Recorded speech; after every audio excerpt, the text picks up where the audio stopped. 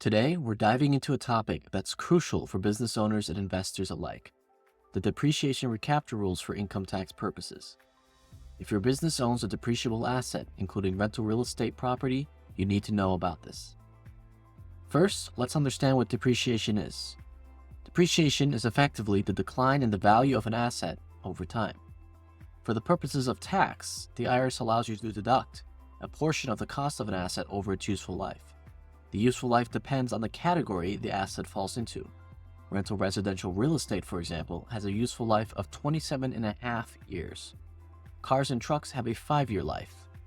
IRS Publication 946 provides the full categories of depreciable assets and their lifespans.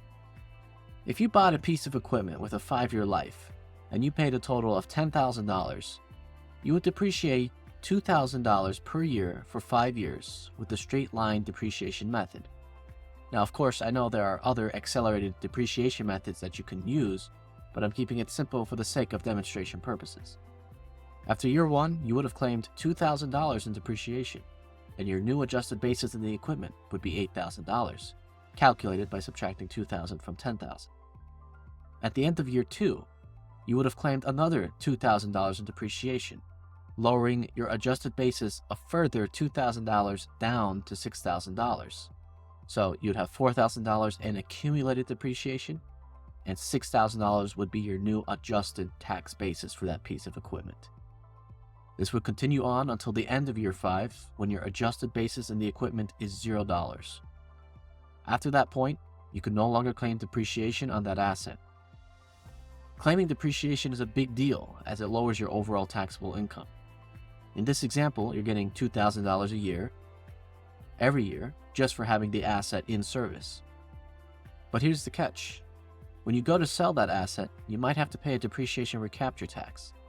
This tax is designed to recapture the tax benefits that you received from those depreciation deductions. Depreciation recapture occurs when you sell business property for a gain after taking depreciation deductions.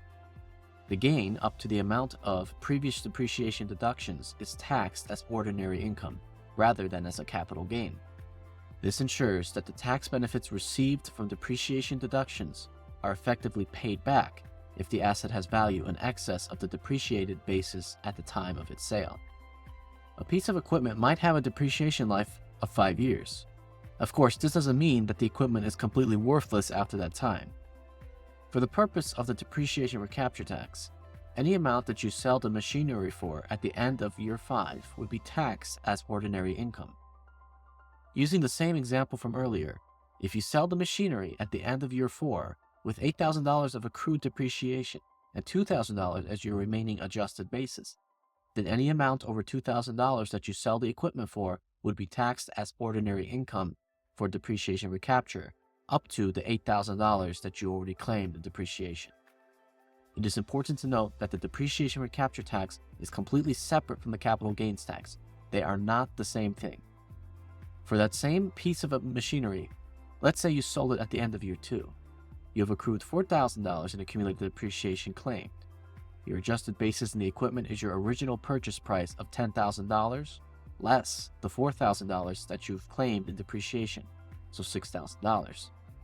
If you sold that equipment for $12,000, you would first subtract your adjusted basis of $6,000 to get $6,000.